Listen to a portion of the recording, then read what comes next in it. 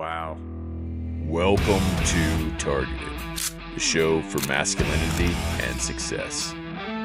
And I'm your host, Atlas Altman, former military commander turned best-selling author, now bringing you a podcast that you can use for sharing stories from highly successful men so that you can figure it out for yourself. Welcome. This is Targeted. Welcome back, everybody. We are at Targeted Podcast in Rocket Studios again because I have a celebrity, and he's a celebrity because he was the first person who ever brought me onto a podcast, his podcast, which is an amazing podcast. You should definitely check it out. We're going to let him talk about it a little bit, but it's Dave Leath, Super Dave, AKA Coach Super Dave. Yes, sir. He's just an amazing man. If you aren't following him on social media, you should. He drops a lot of knowledge, a lot of wisdom, and he is definitely perfect for the show. So, Dave, for those who may not know who you are, can you give us a brief synopsis? Yes. So I go by Super Dave because I know the power of my story, and I'm a small guy, if you can't tell from the cameras, but I walk around like I'm 6'5", 6'6". You do. I do. I carry that big guy energy. People tell me that a lot. Yeah. Because it's not cockiness, it's a confidence in myself. I was telling you before that my neighbor was a state champion wrestler. Yeah. And he was one of my best friends growing up. And he used to kick my butt on a date. Like, we would just mess around. And all I knew how to do was pull guard before I knew what pulling guard was. Where did you guys fight? Where in his basement. Yeah. We would just get into it. Like, we'd just put hands on each other and he would toss me around. If we were outside in the backyard, he would do throws that I never saw coming. Oh my gosh. Like, he would do Russian ties and like single leg, and I could never stop anything. So I'd always end up on my back. Yeah. And I always had strong legs. So I would squeeze his ribs as hard as I could and try to like squeeze the air out of him. I didn't know I had no clue what I was doing. But that was us growing up. We used to throw on the boxing gloves. Yeah. So combat, and it's been part of my life since I was little. Yeah. I only had one neighbor growing up. I tell everyone that I grew up on the edge of the hood. There was a farm. Yeah, I grew up on the edge of the hood. I wasn't in the hood. I was on the edge. So I had one neighbor. I grew up in the suburbs of Long Island, New York. Yep. And on the other side was a farm. Yeah. So there was nothing going on the farm. Yeah. That farm became a golf course, but I had my one neighbor who was a state champion wrestler, and he did every sport. He was like great at everything. I did no sports whatsoever. I always wanted to join a sport, but I always it was either the money issue, because I grew up single parent mom. It was either the money issue or it was she signed me up too late and I just couldn't do it. Yeah. So I get that. I would always train with him, and he showed me like how to increase your grip strength. Yeah. And that was my first introduction into. Was he older than you? No, he was a year younger. Oh my gosh. Yeah, he was a year younger. He was taller. He's like 6'1". Yeah. He wrestled at 112 pounds, but he walked around like 130, 140. He cut a tremendous amount of weight. He did it in an unhealthy way by like making himself puke. Yeah. He did all kinds of things. He took diuretics tactics to make, all kinds of crazy tactics to make weight that people wouldn't and shouldn't do. Well, they wouldn't do it nowadays. They wouldn't do it nowadays. Coach would be like, no, you can't do that. But you could do that back in our day. Yes. Remember, I used to walk around spitting in a cup all the time trying to make weight. And there is no way anyone would allow me to do that now. No, they do hydration tests now. It's a lot safer. Yeah. Whenever I would meet a family that had kids, I would tell them to put the kids in wrestling because it makes them more confident as humans. It doesn't matter what weight class they are. They just become more confident and they know how to handle themselves. Yeah. And anyone that's wrestled, I always tell them, like, you should become a cop, because there's not going to be a situation you're going to find yourself in that you're going to be afraid of. With wrestling, but with the wrestling, as wrestling is the base for all. I got to say this, like, you're a cop for how many years? 27 years. 27. You're a detective? Detective now. Yeah. I can't call myself a cop anymore. That's why I asked. I haven't been in the streets for 10 years, going on 10 years, a detective for 9 years. Yeah. But when I was in the streets, so just to rewind back to high school, a recruiter came in and he said, you never know where you'll be 4 years from now. The test takes a few years. It takes a couple years for them to call you. Yeah. Fill out this form. He planted the seed. Okay. And that seed, once it was planted, it just started like, I'm like, oh, maybe I wanted to be a pilot. But becoming a pilot, I had only done 1 year of my private pilot's license. Yeah. And becoming a pilot was going to require 3 more years of college. And I didn't know how I was going to go to college. Like that wasn't even like in my plans. So when he said this path, I'm like, okay, that sounds like a great path. Yeah. You could do it with a high school diploma. I did get my associate's degree. I did go to college, but yeah, you could do it with a high school diploma. And he's like, you'll make, $2 million over the course of your career, all, with the benefits and everything and overtime and everything. So he's like, this is a multi-million-dollar career. And I was like, that sounds amazing. Sign me up. So I signed up, and I was training at the time. I was training Kempo karate. And how old were you? I was 20 years old. 20 you did Kempo. 20. I was doing Kempo. That was my first formal martial arts. Kempo, karate, taekwondo, the Kali sticks, and a lot of katas. And I absolutely despised katas. Still to this day. I hate katas. Still to this day. So for folks that don't know, kata is whenever you're fighting air. You do the forms. You're doing your forms, and it looks like cheerleading to me. So you hold your arms out like this, and you go out really stiff. Yeah. You come back in really hard, and you throw a punch, and you throw another punch. It's a lot of choreographed. And I had the Bruce Lee mindset of this is too structured. It's too formal. Yeah. Fights don't go like that. Like I said, I had grown up wrestling with my neighbor, and we boxed a little bit. It was very, very little. We'd throw on the gloves every now and then, but I hate getting my head rocked. So I wasn't a big fan of striking. Yeah. So but in Kempo, we did do a lot of sparring. Yeah. And I loved the distance management. I loved sparring. I loved sparring. Not a lot of people get that anymore. Hate getting my head rocked, but I love sparring. Yeah. Right. I love throwing kicks and the distance management. Yeah. Figuring out where you are. But I absolutely hated katas to the point where 1995, I became a fan of the UFC. Yeah. And I saw this guy, Royce Gracie, who wasn't much bigger than me. Right. He was taller than me, but not much heavier than me. 160 pounds, taking on guys that were 100 pounds heavier than him. Yeah. And I was like, what style is that? Yeah. I'm like, I want to learn that style. Yeah. So I called up my jiu-jitsu instructor and I said, is there katas in jiu-jitsu? And he's like, no, there's no katas. So I immediately left my old instructor's school, and I went and I did jiu-jitsu for 7 years, dedicated until the point where I got my black belt. And I tell people that having my black belt in jiu-jitsu doesn't make me a tough guy. I am not a tough guy. I'm not a fighter by any means. I know how to fight.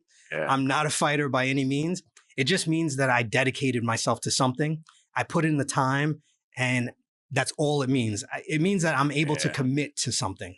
That's all it means for those people who don't train and they're intimidated by training jiu-jitsu. Like I've heard so many people, I tried to recruit people for jiu-jitsu all the time. And so many people would say, I need to get into shape before I do that. Or whatever excuse they have. Excuses. Tons and tons of excuses. Yeah. And everyone is so nice in a jiu-jitsu school. Yeah. They're so nice until you get the jerk. There's a couple jerks. Purple is the color of every freaking jerk that I've ever met in a gym. Yeah. No, it's true. No, but everyone is there to help you get better. Like they don't want to see you quit. They want to see you keep coming around. And yes, there's some jerks in some schools and they just want to smash you. Yes, that is true. And I've dealt with those people too. Yeah. Once you know who they are, you can avoid them. Once you know who they are, you say, no, I'm not going to roll with you because I like my ribs intact and I don't want you crushing my ribs. You're 100 pounds heavier than me. I don't want your knee on my ribs. I don't want that anymore. So I'm not going to train with you. I'm going to stick with people who are my same size, or I'm going to train with women because I have no ego in my training. Yeah. I have no ego. I'm just there for the technique. When I was in my 20s, I had a lot of ego and I loved going against guys that were, funny story. Let's go. I love funny stories. Funny story. I found out years later that I used to train with Dan Bongino. Oh, really? Yeah. From Secret Service, now he's turned into an internet celebrity. We called him Secret Service Dan. Yeah. And he ran for office too. And if he sees this, I hope he remembers me, because we used to call him Secret Service Dan. And I loved training with him. He was such a great training partner. And he was like 40 pounds heavier than me, but he let me practice technique. And although like if I was underneath him, he could just stand up because he was strong. Yeah. He was really strong. He could just stand up, but he would let me, he would never just like straight smash me. You know, he would let me actually like work technique. And I was a good partner too, because I wasn't trying to kill him. Yeah. But yeah, he was a really good partner. You guys were good ogogis. Yes. That's what they call them, I think. Yes. Yes. That's awesome. Yeah, no, he's been doing great things for a lot of different fronts. I see him all the time, man. But yeah, I still remember. Funny story. Remember him. I stay away from politics, but whenever the channel that he was on would be on, I didn't like the stuff that he was talking. I always felt like he felt angry. Yeah. I always felt like he was trying to fire people up, and maybe that was the angle that he was taking. Yeah. But like, I didn't like his on-screen personality. As a person, yeah, he's an awesome guy. It doesn't seem like he's like that in real life. I think he does turn it on for the show. For the show, yeah. Because I've only met him a couple times, and every time, just great guy. Yes, awesome guy. But his on-screen personality. I think he has to do it to stay competitive. Everyone else is doing it in that space. Yes. They're like, let me tell you, the world is going to hell. Yeah, I don't like that, because I'm an eternal optimist. Yeah. So like, I really believe that like, if you look at things from 50 years ago, you can see every measurement, things have gotten better and have improved. If you look at famine, if you look at, sex trafficking, you look at anything, whatever it is, you look at it from 50, 100 years ago. I'm just a massive fan of technology and like future. I mean, I can see that, but I'll give you a counterpoint. Every time I look deeper into something, I find dirt, man. I think that's just what the natural thing is for most people. But like, I asked the question like this: is it really getting better, or are we just seeing a different side of what's actually being reported? You have been in so many government agencies. Oh my gosh. You've been in so many that you have a very unique perspective. Yeah. And that's what I love about that's what I love about you. But I also love the fact that every person who's ever served in the military or been a police officer, been a nurse, fireman, they are problem solvers, right? Yeah. And you can actually get paid to solve people's problems. Yeah. That's what your book is all about, leadership, right? Yeah. And you solve that problem. You've been an amazing leader in so many government organizations that you can't even name. Thanks, man. Right? Yeah. There's some that are like top secret. Some of them are classified, but some of them just disappeared. So they come off the books. Yeah. It's we had a mission. We did the mission. It's no longer a mission for what we're trying to do as a nation. It's weird. The government's odd. And you know that from being in the force. Yes. But no, man, I accept that. I appreciate that. When I was reading your book, though, which is Heroic Coaching Blueprint. Now, you have multiple books, but this is the last one that I'm working on my third now. Yeah. It's in my phone. And what's it called? The third one? Yeah. I don't want to drop the title. Yeah, but I'll give a hint. I've been trying to get it out of it. That's why I said, what's it called? And there's lights on it right now. Yeah. I'm not ready to launch that one yet. So it's still in outline form. That one's going to be my TED Talk. Okay. So the gist of what a hero is to me, right? Yeah. It comes down to one word. It comes down to service. Yeah.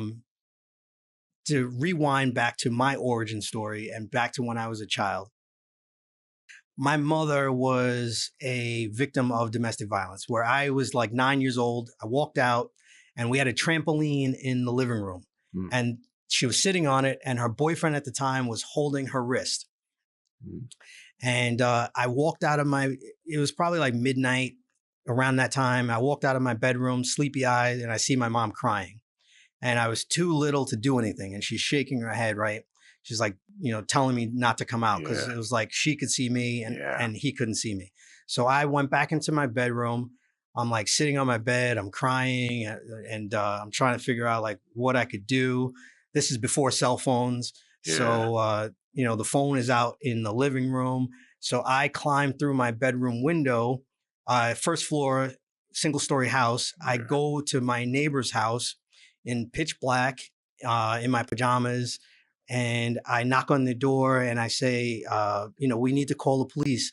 And so to me, when the police showed up, they saved us, right? They Yeah. were heroes to us. Yeah. So that's how I always viewed, that was my first interaction With the police. with the police. The next interaction was my brother was 17 years old and I was 21 at the time. Yeah. And I was already on the path to becoming a police officer. Yeah. I was already going to school for that. I was working as a civilian for the police department at this time, but my brother was killed at a party. He was killed. He was stabbed in the stomach during a fight over a girl. And the homicide detectives, they were so professional.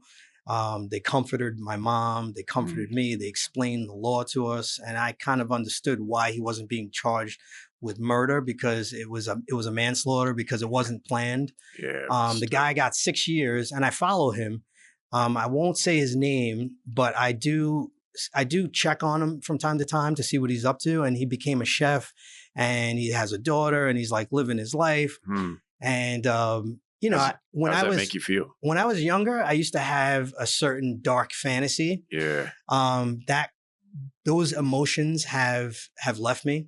Like I just Like- look at it. I kind of Like the look bad at it. emotions. Yeah. Oh, bad. Oh, Yeah. yeah. Bad. Okay. Yeah. Bad. Like Yeah. Like vengeance. like vengeance. Yes, Yeah. that's the best way to say it. But I would say,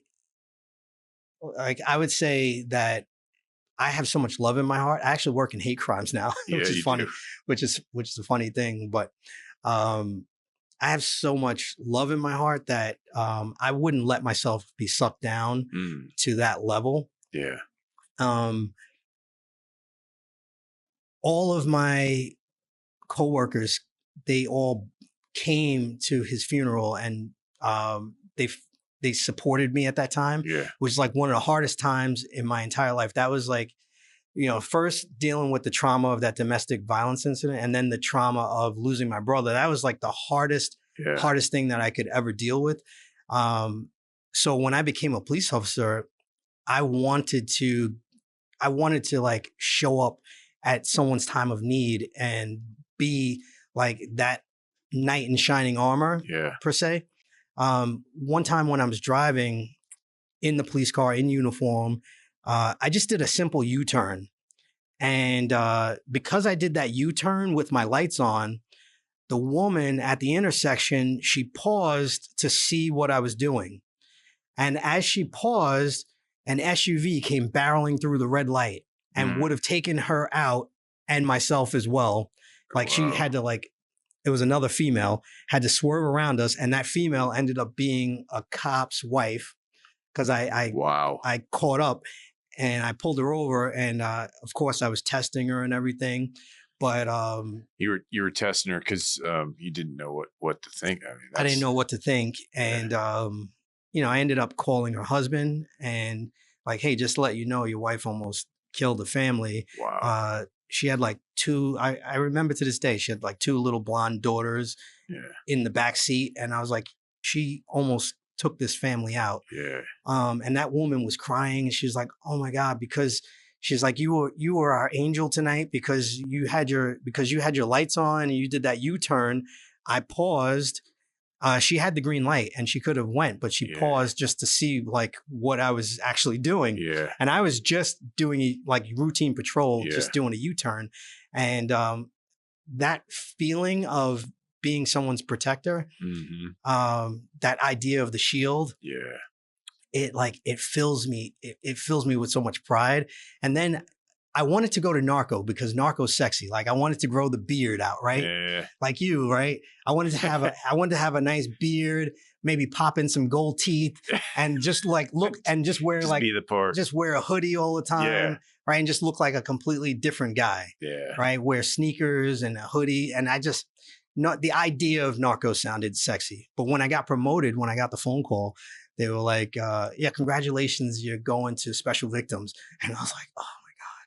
For those that don't know, special victims is sexual and physical abuse of children 18 to infant. Thank God I never had anything with an infant other than like dropped babies. Yeah. But I never had one that was other than accidentally dropped. I never had one that was purposely harmed. I had a 2-year-old that was punched and had his spleen and his liver severed because someone had struck him and like beat him up, and he was nonverbal. He couldn't talk. He couldn't talk at all.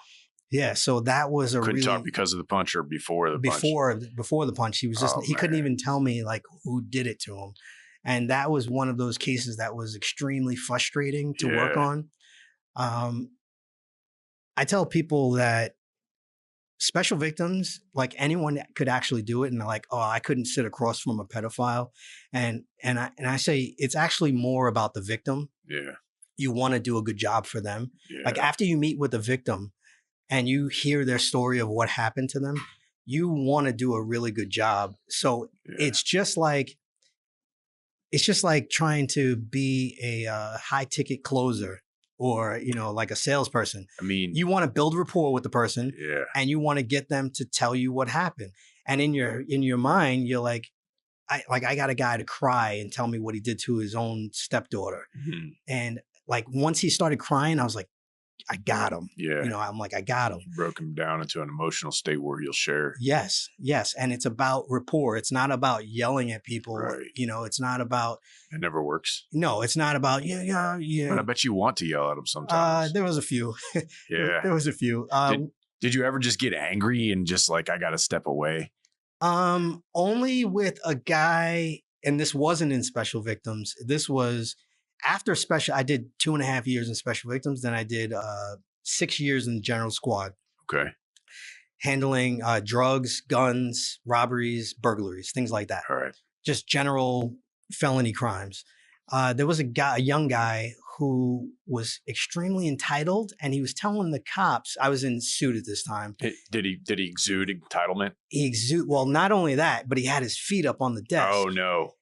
And he was like, "Go get me a phone call. Go get me a sandwich." No. And I was like, "This is not your house." So that's one time where I lost my temper and I had to step away. It wasn't even my arrest, but I was like, "This guy."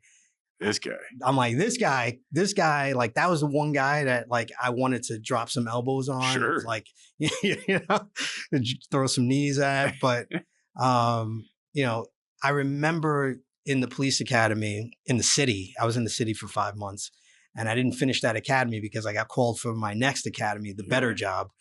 And I remember the city instructor was like, all of you, I don't know if he said you should get punched in the face or you will get punched in the face, but I'm like, whichever one it was, I'm like, that's never happening. I'm like, I'm not getting punched in the face. And then, no, I never did? No, I never actually got punched in the face. I think I was really good. They call it verbal judo. Yeah. So I had like over 1,000 arrests and only 5 complaints. 2 of them were like use of force. I was exonerated and they said, you know, you used too much force, whatever it was, but I was exonerated. And another one, it was like the guy said that I didn't have the right to search his car. He's like unlawful search, things like that. But I was exonerated, but I only had a handful of complaints. That's great. And I was really, really proud of my record of being able to talk people into cuffs. Like I talked some really large guys into cuffs just by saying, I'm going to put you in cuffs for a little while. And then I'm going to put you in the car for a little while. Yeah. And then I would say, all right, we got to go into the precinct. So sometimes it was deception. Yeah. And other times it was just like appealing to their logic or their emotions, whatever it took to work. Yeah. I was able to I was really good at feeling out, you know, what that person needed. I love that verbal judo thing. Yeah. I was a big proponent of it. Did you think your jujitsu had anything to do with that? I think it had a huge, huge impact on how I spoke to people because I didn't fear. Once I started taking like my 3rd year of jujitsu, I felt like I could, and I was in my 20s, I felt like I could handle anyone on the street. Like I was like, there is no man walking that I can't hold my own long enough that I can't like navigate this situation. Yeah. I'm like, I didn't care how big, because I rolled with guys that were over 300 Huge. pounds. Yeah. And I got on their back once they got tired and I choked them out. And I'm like, if I could do that to this fat boy right here, you know what I'm saying? I'm sorry if you rolled with me and you know who I'm talking about. And you feel fat, you should. No, they're probably taking Ozempic now. You know? Oh, yeah. Oh God. You lose a third of your muscle. It's 1/3.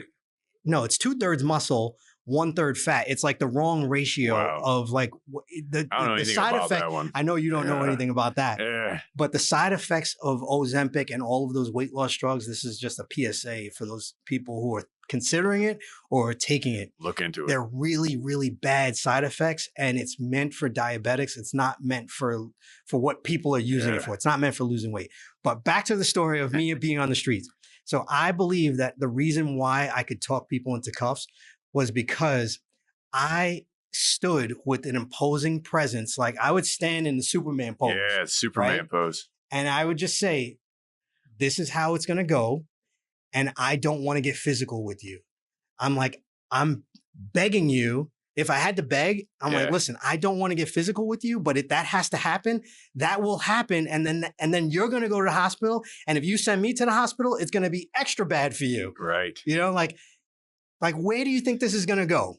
So you have a few choices, right? You could do it the easy way. I never had to say this line either, but I always had that mentality and I always conveyed that. But I remember people said you could do it the easy way or you could do it the hard way, where I push this button on my radio and 2,000 cops come and they kick your ass and they take you to, I'm sorry for my language. Yeah, no, that's it. You're okay. We're not an E-rated show. All right, good. They kick your ass and then you go to the hospital anyway. So it's like, do you want to come with me like a gentleman and in front of your family, like, listen, we don't have to do the cuffs here. You could go sit in the back of the car and I'll pull down the road. And I had a few people try to take off and I always kept myself in shape. To this day, I can pass the PT standards for a 30-year-old in the 30-year-old bracket. And I'm very proud of that. That's run, push-up, sit-ups? Run, push-up, sit-ups. I can still pass that. And when I was in the academy, I could run and climb up the rope with no hands. Yes. I don't know if I could still do that tough, now. Man. I don't know if I could still That's do that tough. now, but I could do it. No legs, just all hands and just straight run up the rope.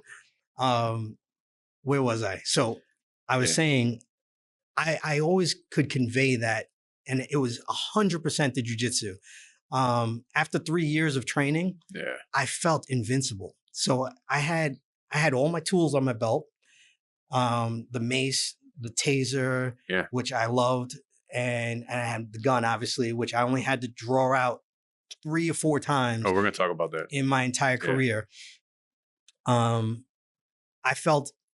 really felt like I could run through a brick wall because I was training. Yeah. I wasn't just training jujitsu. I was also training calisthenics and the gym as well. Yeah. So I was, at the time, I was in great shape. I was 150 pounds, but I could put up 275. Yeah. You know, which was my personal best. Yeah, I was stocky. I was bigger than I am now, and but I was also fast. Like I could run. I was just like even with all your gear, people don't realize like once you put that 25 stuff on, pounds.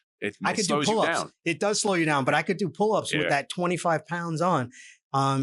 They say it's a young man's game, and it really is. I could put on a uniform today, and I would still be as effective as I was then. But you do lose a step as you get older. That's what I was gonna say. Like as you get older, I like to say that, because I have all my gear. Yeah. It sits in the closet. That every day when I wake up and I put my clothes on, I look at it and I'm like, can I still be that guy? I could do it once. Yeah. But like I'd be sore. Yes. I would take some time recovery, and I know me. We just saw what 58-year-old Mike Tyson looked like. Right.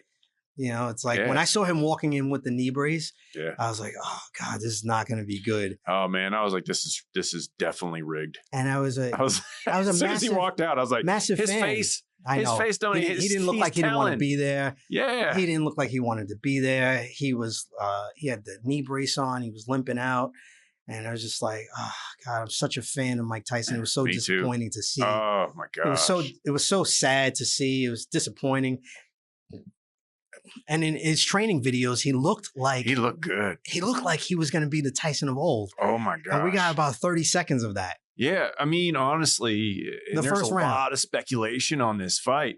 I don't know what you've been hearing, but like in my fight area, my fight groups, if you will, the people that know fighting, they're like, he pulled punches. He did.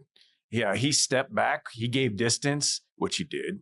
And like the little tells that you know as a fighter, we saw him. Yeah. And I was like, oh man, that was totally a Jake Paul fight. I hope that it wasn't just a money grab. I hope it was that he was injured. Like the optimist in me. I know, right? The I optimist want to think in that me. too. I hope that it wasn't rigged. And But I know it got worse and worse. yeah, It got worse and worse. He was looking old towards the end. You know, no one beats Father Time. man, And it's so true. But No you know what one- I did not like? what? I want your opinion on this one. At the end of the fight, they were like, what's next for you, Tyson? He's like, oh, maybe I'll fight the brother there. And dude's like, I'll kick your ass. And I'm like, oh, that's disrespect. That is, dude will kick your ass. Yeah. That I'm telling you, Tyson would kick your ass. If that was a real fight, he would kick your ass and your brother's ass at 58. Right. If it was a real fight. If it was a real fight, Right. but it wasn't. Yeah. So that's where I'm at. Magically, I'm in that.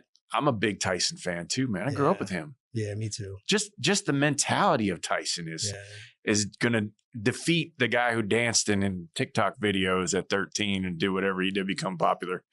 He became a real fighter. Eventually, He became a real fighter. but it took him like years. Yeah, and he's still fighting MMA fighters who never Yeah. boxed before. Yeah, It's silly. It's silly. yeah. But That aside. what he is an entertainer. Yeah, no, I'll And- give him that. And there is lessons to be learned from the fact that he was on video. Like, are you willing to be on video for 10 years Mhm. to blow up, to make $100 million? Yeah, You know, and have people ridicule you and hate you. yeah, Not everyone has to do the Jake Paul route, yeah. you know, but if you're willing to be on video and build, like he built this personal brand, like you have to respect that. Like, I don't like the way the Kardashians did it, but you have to respect what they I'm did. not the Kardashians. Let them go. Right. You know, let them do. Let Jake Paul and Ryan Paul, whatever his name is, let the Pauls be Pauls. I don't care. You know, I got my own thing. I made my own million. I made my own millions, and I'm making millions. And I do it my way, which is different. And it took me decades. It wasn't overnight. Right. So people don't see that. They see the overnight success. And they're like, Dave, you got a book, man. This is an amazing book. Thank you. This is a best-selling book. Thank you. You're a major success, but people didn't see the work that went into that A lot book. of work, a lot of years. So my first book, The Pathway to Prosperity, you might be able to find it on Amazon still. It's still there. It's still there. I sat down at my kitchen table and I had sheets of paper and I wrote a page a day. And then I would go and look into one of my reference books. So when you take, here's a little pro tip. When you take from a lot of different books, that's called research. When you take from one book, it's called plagiarism. Yeah, correct. So my first book is an accumulation of all of those books that I studied and that I loved, like Think and Grow Rich and Bob Proctor's book, You Were Born Rich. Like you'll see elements of those things in my very first book. This book is entirely from my experience of being a detective, being a police officer for 27 years and coaching people and helping people. And that, like, this is entirely from my experience of knowing that you have a story that's valuable. And anyone that's served in one of those fields, they're professional problem solvers and they just don't necessarily know how to take that experience and package it into a way that they can then in turn make their own personal brand. You don't have to be on camera. You don't have to become an author. You don't have to be a speaker like we are, right? You don't have to do those things, but there's so many ways to be an influencer that doesn't involve your face on camera. But it is better if you become if you believe in it. If you believe in it, and right. you can create that message and it's your message, what you did. Like your book is phenomenal. I love it. Yeah. Thank you, brother. Mine is all tabbed out. Like it doesn't look like we got a fresh copy for the show. But mine's all tabbed out. You got some mindset tricks in there that I absolutely love. Thank you. Like, where did you pull all of that experience? Did you take your notes and your other writing? Like, how did you pull that together? Because a lot of people have great knowledge that they're not sharing, and I don't like that at all. If you could help them, what would you tell them you did? So one of the things about being able to coach someone is understanding that coaching, mentoring, and teaching are all interchangeable. Like you don't have to think that it's one way. There's so many ways to do it. Like you can be an instructor over Zoom. Yeah. You can broadcast from your own home. Like we can sit down at a kitchen table now and we can open our laptop and we can have students from all over the world. It's amazing. And you can charge them whatever you decide your value is worth. And if you make it more valuable, people will pay it. Like if there's a great quote, from The Science of Getting Rich from Wallace Wattles that I absolutely love.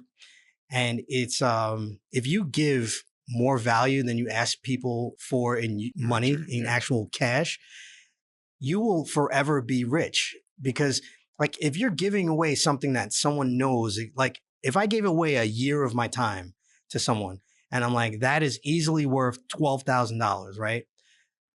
And I'm like, I'm going to give that to you for $1,000 and I'm going to give you a full year and it's going to be in a group form because you can't dedicate 1 year of your life to one person, right? For $1,000, it's just not worth your time.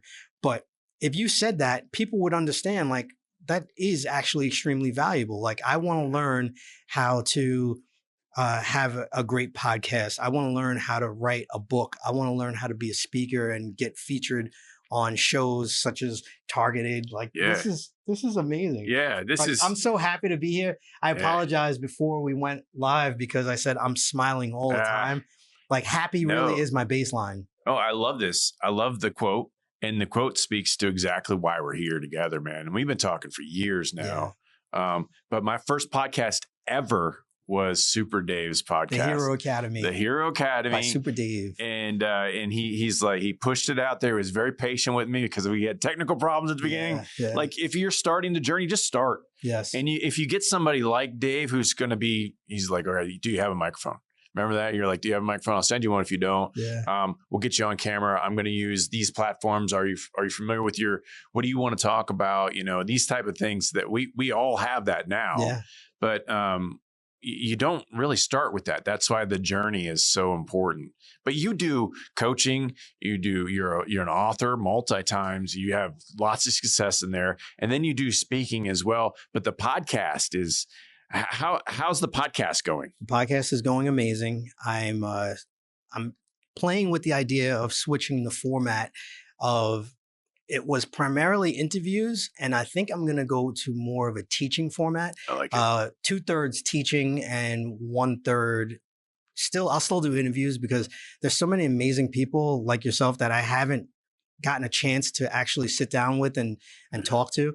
But I do want to do more teaching because the show is called The Hero Academy because I had originally intended to teach people about branding themselves and creating multiple streams of income from there's so many different ways. Well, yeah, you expose a lot of that in your show. Like a couple of the shows that I really loved were the guy that created his own coffee brand from, what was his name? So he talks about Dan. I know his first name. Dan talks Dirty about Pirate. Yeah, he talks about, okay, I did this for a while. I realized that everyone likes this coffee, and everyone else has coffee brands, but no one has gone into this area for police officers, for first responders, and it's our coffee. And it's been growing ever since I listened to the show. I've been watching. I'm like, holy crap, man, he's taking off with this coffee. The riches are in the niches. So like, it's a good quote. It's a great quote. It's not mine, but it's a great quote. There are so many niches within the first responder world, within the military, right? You have leadership. You have people that train firearms, right? they train people in tactics. You have people that train people in how to accelerate their career. So you have people like the paramedic coach. He teaches people how to pass the exams. Mm-hmm. And that's his whole entire niche. That's his whole thing. Yeah. He teaches people how to pass these exams and how to promote up. So there's a sergeant that teaches leadership to other supervisors and how to rank up and how to move. So I thought like, hey, I went to a class that was on interview and interrogation. Yeah. And I was like, this is a really great class. And I'm like, I've been a detective for 9 years. I'm like, I could teach this class. Yeah. But that's not where my passion is. My passion is in teaching people about all of the options. Here's an acronym, HERO, helping everyone realize opportunity, right? That's an acronym that like really resonates with me because I can help people to know what's out there. There's so many ways to create a side income that like it becomes your second career and it becomes a thing that you're really passionate and excited about. Yeah. There's so many ways. But how do you pull back from that? Because there are so many ways. And you have to say no every once. As a man, you have to say no. You have to say no. So how do you say no to the opportunity? You said it yourself. I could teach that, but I don't want to because I know where I'm going. Like, how did you get that clarity? Because I believe in following the thing that you're excited about. Yeah. Like, if you follow that thing, you can find other people that have made money that way. Mm-hmm. So you say, like me, I'm excited about side hustles and I'm excited about multiple streams of income. And I'm excited about teaching that to people and the science of getting rich, and Think and Grow Rich from Napoleon Hill. I'm really excited about those books and I'm excited about teaching people those concepts. And they're not even my concepts, but I'm excited about them. Yep. Yeah, I totally get that. So what is the thing, like, let's say you are a fireman or you are a nurse or you are just about to get out of the military. What is the thing that you're actually excited about outside of that profession that you could go back into that profession? Because those people are going to respect you, right? You did 25 or 20 years, 30 years in this career. You have a built-in audience right there. And people don't realize that. I used to hate the idea of working with police. Yeah. Because like I said, I wanted to be narcotics, right? And although the police were heroes to me, I didn't necessarily like or love the idea of being a security guard or working in that field. Yeah. But the idea that I do love is opening people's minds to ideas. You definitely do that. On your show, you expose people's passions and you can hear it exude through I'm running, I'm driving somewhere and I'm listening to your show and I'm like, these people are super excited to tell their story. Yes. I want to give that platform for people that are doing things outside of their careers. And I want to give them a platform so that they can tell other people what they're doing so that it just inspires more people. Well, I'm going to take it one step personal. Masculinity. I created a show about masculinity because I think men, like you, who are seeing something that they could do in the world materialize into something great. I think of masculinity and I see your face taking all these people who have passion that would make the world a better place and then exposing them to the reality that could be their next life. Right. Really, you just told me your blueprint and your plan to make this happen for you. Why aren't you doing it? And then you're planting that seed while they talk to you about whatever it is that they're passionate about. So here's the personal question. I'm ready. Masculinity. Is there masculinity involved in what you do? To a certain degree, because I identify as a man. Amen. Right. So I bring myself to every conversation, right? Yeah. I bring my experience to every conversation, and every man has had past experiences where they felt less masculine or where they felt more masculine. My masculinity comes from raising 3 young men. It comes from my family. Yeah, I was going to ask you about being that. a father. of now I'm a grandfather of Yeah. a 1-year-old and a 5-year-old. So he's actually 2 now. I'm a grandfather, and I'm actually like really, really proud of. Yeah. Like I used to be ashamed of the fact that I had kids young. At 19 years old, I had my first son. Yeah. So I used to be ashamed to tell people that because I'd be the youngest. We'd be the youngest parents showing up to the school, right? That's what it is. But I was extremely responsible and taking care of.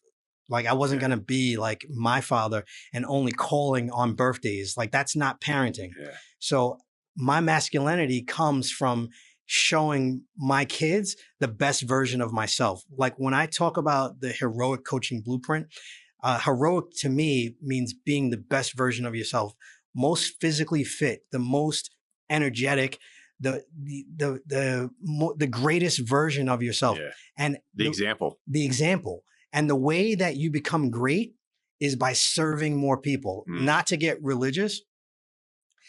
You can. We absolutely we And not to we get do a lot. not to get political. Yeah. Not to get religious and not to get political. But you become great by the more people that you serve. The more people you serve, the greater you become. And those are like, that's really old. But if you can embody that principle, masculine or feminine, this show is about masculinity, but if you can embody that principle and be masculine, right? Yeah. And like, what does it mean for you to be a protector? Like, what does that mean for you? Yeah. To me, that also means being a provider. Well, it seems like from the story that you shared with us today, it seems like you want to be that protector because that protector is the person that you saw as the man in your life very early that showed up and made everything right. Yes. And I love your outlook on that. You know, I say the more hands you shake, the more difference you can make. Yes. Because if you're interacting with people, thank you. Yeah. If you're interacting with people and you know that they can make a difference in someone else's life, why aren't you introducing them? And men forget to do that quite often. And the whole reason why I asked that question, I'm going to summarize a lot of this, is you're a black belt in jiu-jitsu. You've studied martial arts, mixed martial arts, not just one. My entire life. Yeah. And you've grappled as a protector of society. You've seen life and death situations, and they're inside of you. Whenever you talked about you only had to draw your weapon 3 times, you talked about all the other tools you had in your belt. Why did you only have to draw 3 times? Was it because of all the background that you had? You were like starting from the middle, going out to the Superman, but you never had to pull the kryptonite. Why is that? Talk about the 3 times you had to do that. Why did you escalate to that? So the 3 times that I had to do that, the guy had just robbed a gas station. He was running, carrying a pillowcase with money in it, and a gun in the other hand. I said to my partner, like, he's got a gun. So I was in the passenger seat. We hopped out, and I drew on him immediately. Yeah. Because when you see a weapon, that's immediately deadly physical force. So yeah, he escalated it to that point. So I drew on him immediately, and he looked at me, and thank God he tossed down the gun. Yes. So I saw him do it. My partner didn't see him do it. It's like that classic. Yeah. I chased him. I was faster than my partner. My partner was a bigger guy. Yeah. And I chased the guy. He tried to go over a vinyl fence, I grabbed him down, and I knew he didn't have the gun. And I just kind of put my knee on him. You know, perfect jujitsu. Jujitsu, knee to the ribs. My partner came over. He starts cuffing him. I say, I'm going back to get the gun. He didn't hear me. And my partner's looking at me. He's like, what? He's like, where are you going? And I'm like, I'm going to get the gun. And that's, that was that one situation. Another time, I was in a house where someone had just fled into. And because I had life insurance and because I had jujitsu, I was fearless, and I used to do some silly things like climbing through a window by myself, looking. And I would get into a house, and I would say to myself, why did I do this? Why am I in here by myself? Yeah. But at that point, I'd have the gun drawn, and I'd announce myself, blank, blank, blank, police. Don't surprise me. I have my firearm out, don't surprise me, come out quietly, come out with your hands up, things like that. And I immediately go and open the door, and then the troops would rush in. Yeah. So there was a couple of times where I was in a house by myself because I was the guy that would climb through the window. Yeah. And like I said, it was not the smartest of plays, but I really believe that I had angels on my shoulders, and I had protection. Wait a minute, stop there. Did you feel different in the moments that you just said you had angels on your shoulder? Did you feel different whenever you were in a situation that you knew you shouldn't have been in? Afterwards, I felt scared immediately, but I didn't project fear. I would think about it after the fact, and I would be like, man, what was I thinking? Or that wasn't the smartest play. You know, like I would debrief myself, and I would be like, what would I do differently in that situation? And sometimes there's nothing you would have done differently. Right.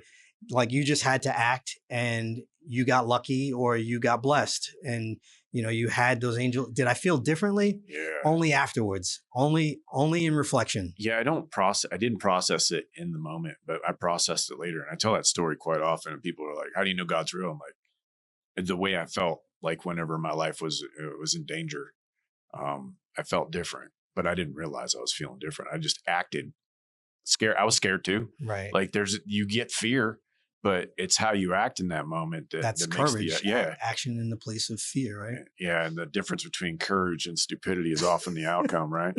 Yeah, it's often. Yeah, yes, I love that quote. That's an old one that you've probably been saying for many years. Oh yeah, it's the outcome. People are stupid, man. You can't let them be stupid. Sometimes you're like, no, don't do that. Yeah, you gotta pull some people back. So you told me about two of them. What was the third one? I don't remember it. I know it's 2 or 3 times. Yeah. It was likely a situation where I was just in a house, and I remember I pulled over a bank robber, and this was a situation where I was using verbal judo, where I knew the guy had robbed a bank. I knew that he did it with a gun. I did not know that he had the gun on the front passenger seat underneath his raincoat. I did not know that when I stopped him, but I did know that he robbed the bank with the gun. And I did not draw on him, but I was telling the story to my brother-in-law, who was a chief of the MacArthur Airport Police. Okay. Small unit. Yeah. But I was telling him that I pulled this guy over, and I was just talking to him. And I think the reason why I was able to talk him out of the car was because I was so calm about it. Yeah. And I didn't freak. Like, I was just like, hey man, I'm just pulling you over because whatever reason, like I noticed you didn't have your seatbelt on. Yeah. Is there any reason why you didn't have your seatbelt on? And can I have your license? Oh, and can I have the car keys too? Can you just give me those? Just normal, just total stuff, total normal, conversational. You got it all from heart. Not even like you couldn't even see, like total poker face. You couldn't see nothing. But I'm like, this is the guy. Once he was out of the car, and I was telling my brother-in-law this story that he had a gun on the passenger seat. This was a great arrest. This is one that I'm proud of. Yeah. He had the cash in the envelope on the floor. Detectives, like I always loved that feeling when they would come over and be like, great job, man. Like, I just love that feeling. So I did it. I did it for that feeling. I did it for that thrill. Like I wanted to get that as much as possible. That, what do they call that when you acknowledge and recognize your guys for a job well done, right? Yeah. I lived for that. And that's so important for the supervisors out there.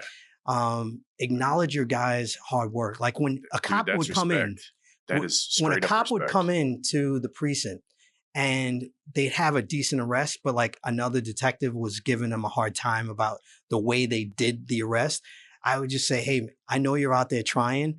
You did a great job today. And that's all people need to hear to keep going and not get burnt out sometimes. They just need to hear, great job. You did a great job today. And then maybe afterwards, like, hey, there's a few things like we should go over. Like you might want to do this a little different. That sounds like respect to me. I mean, but it's a different level when it comes from people you respect. Yes. If it's somebody in the community that you respect and they're giving you respect, yes, it hits way different. Yes. Darn different. I'm going to give you, all right, we got a couple minutes left in the show. Okay. So I want to give you fast. Yeah, I know. It always does, man. So fast. I love talking to you. I can't wait to talk to you this weekend.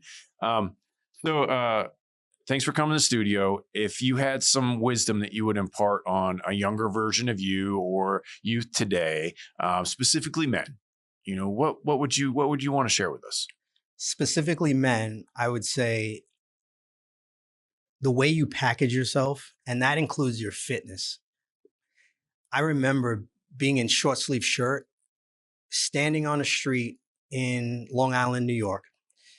And I remember a guy sitting on a crate and he was looking me up and down. He's like, "You're in pretty good shape, man." And I was like, "Thank you. I'm glad you noticed. I appreciate that." And I never forgot that. Mm. The way you package yourself, like if you're not taking care of yourself, people will judge you on that immediately. Yes. They'll say that they don't, but they judge you on that immediately. Women, now this is for your male audience, okay? Women will judge you on your appearance immediately.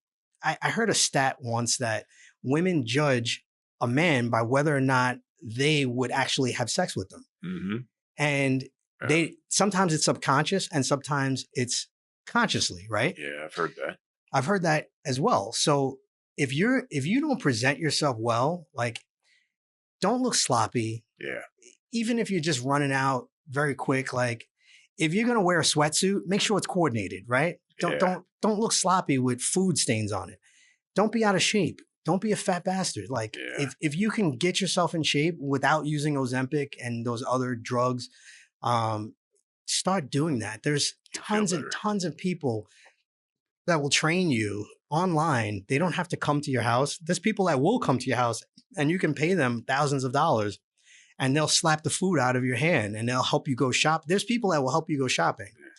But number one, the package, right? Yeah. How you present yourself. I love that. Number two, okay, what are you gonna produce? What is the thing that you're producing? So for me, I'm creating, I'm a creator. You're a creator now, right? We're producing content. It doesn't have to be content. It doesn't have to be an actual physical product. Right. It can be a digital product. But what are you producing? Like, are you just consuming content? Are you just watching and scrolling on your phone? Because then you're not a producer. Yeah. What are you actually producing and putting out in the world? So you have to ask yourself that every day when you wake up. Am I a producer or am I a consumer? And I know that I'm a producer. Yeah. I know that you're a producer. Amen. You produce things and you make things. And that's how you become wealthy. So the first thing I talked about was your health, right? Yeah. The second thing I talked about was your wealth, right? And now your relationship. How are you presenting in the home, whether you have someone or whether you don't have someone? What type of man do you want to hold yourself up high?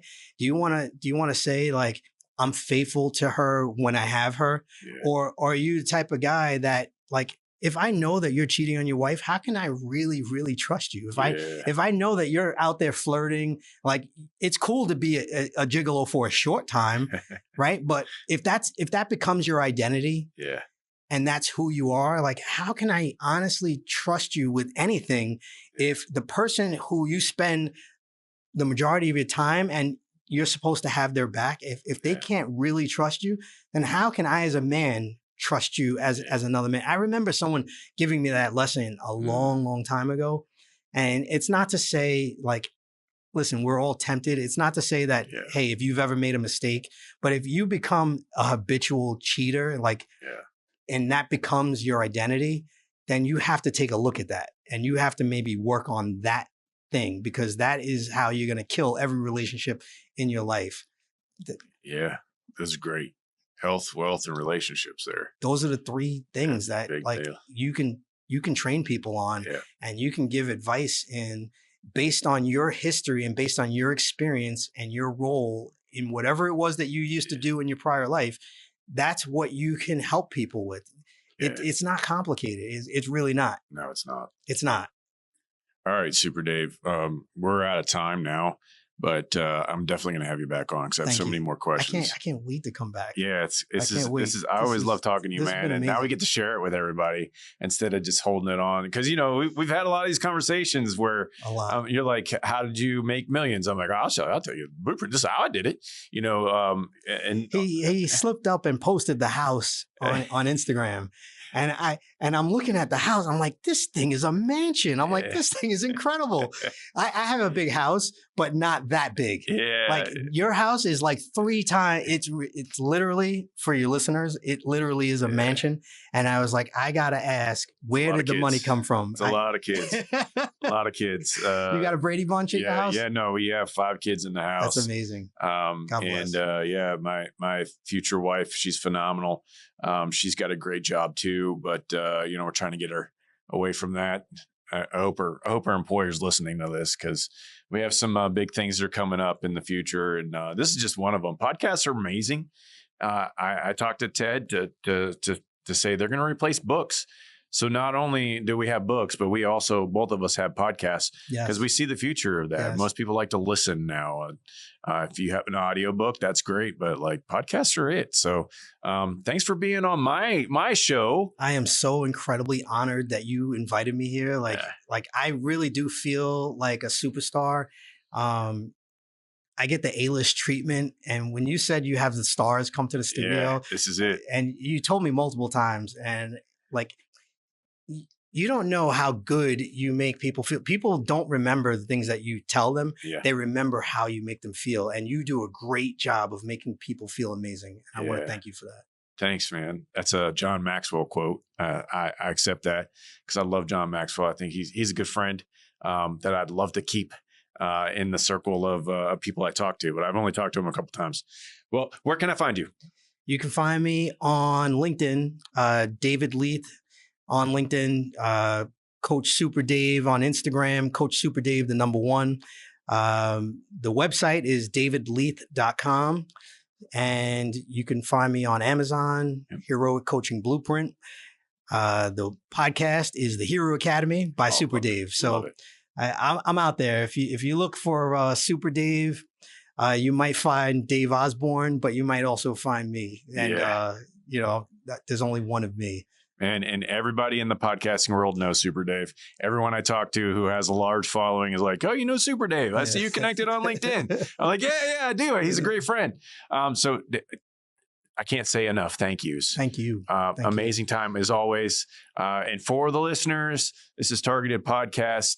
If you don't understand that you as a man are targeted, then you need to go back a couple episodes and listen. Thank you. Thank you. Stay with us as we stay on target with another awesome episode coming up next. We'll see you there. And subscribe to Targeted now. As an ambassador to buckedup.com, I get to give you our special discount. That's Atlas25 when you go to buckedup.com to get that special discount. Only for our listeners, Atlas25. Go to buckedup.com now.